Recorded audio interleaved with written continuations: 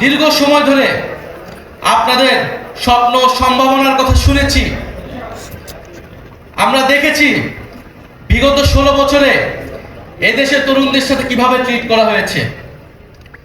শুধু 16 বছর না, আমরা গত 54 বছরের ইতিহাসও দেখেছি।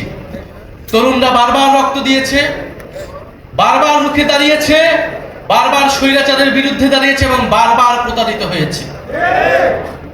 গত 16 বছর ধরে বারবার রাজনৈতিক দলগুলোর পক্ষ থেকে, ফ্যাসিবাদ বিরোধী দলগুলোর পক্ষ থেকে আহ্বান করা হয়েছিল, তরুণরা কেন রাজপথে নেমে আসছে না, ছাত্ররা কেন রাজপথে নেমে আসছে না। জেনজিরা অ্যাপলিটিক্যাল, তারা রাষ্ট্র নিয়ে ভাবে না, সমাজ নিয়ে ভাবে না। এই জেনজিরা কিন্তু সেই ভুল ভেঙেছে। তারা প্রমাণ করে দিয়েছে তারা রাষ্ট্র, সমাজ, দেশ নিয়ে ভাবে। সবচেয়ে দেশপ্রেমিক প্রজন্ম এই জুলাই গণ অভ্যুত্থানে রাজপথে নেমেছে, জীবন দিয়েছে, বুলেটের সামনে দাঁড়িয়েছে। কিন্তু বিনিময়ে কি পেয়েছে? যদি এই তরুণদেরকে আমরা বাংলাদেশের যারা ক্ষমতা কাঠামো রয়েছে, যারা ক্ষমতা নির্ধারণ করে, তারা যদি আবারও প্রতারিত করি, এই দেশের আর কোনো ভবিষ্যৎ নাই। তরুণরা বারবার জীবন দিবে, রক্ত দিবে রাজনৈতিক দলগুলোকে ক্ষমতায় নেওয়ার জন্য, আর বাংলাদেশের মহানগরের ভাগ্যের কোনো পরিবর্তন হবে না। এইটা বাংলাদেশের তরুণরা আর মেনে নেবে না। বাংলাদেশের তরুণরা একটা অমর্যাদাকর জীবনযাপন করে, একটা হীনমন্যতা নিয়ে তাদেরকে জীবনযাপন করতে হয়, একটা হতাশা নিয়ে তাদেরকে বেঁচে থাকতে হয় পরিবারে, সমাজে, রাষ্ট্রে। সে জানে এই রাষ্ট্র তাকে সক্ষম হিসেবে, দক্ষ হিসেবে গড়ে তোলে নাই। সেটা এই দেশের শিক্ষা ব্যবস্থার দিকে তাকালেই বোঝা যায়।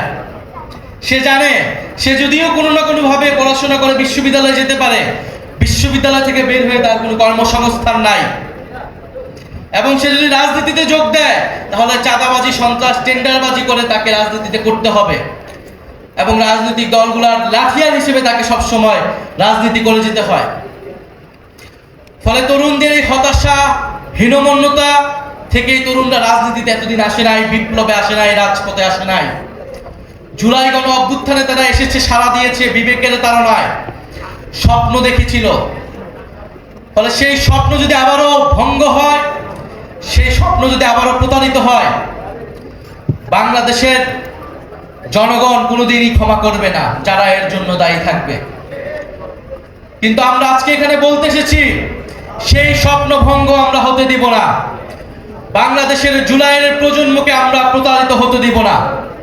আমাদের নিয়ে যতই মিডিয়া ট্রায়াল করা হোক, আমাদের নিয়ে যতই ষড়যন্ত্র করা হোক না কেন, গণ অভ্যুত্থানের আকাঙ্ক্ষায় তরুণ প্রজন্মকে ক্ষমতায়িত করতে আমরা রাজপথে লড়াই করে যাব।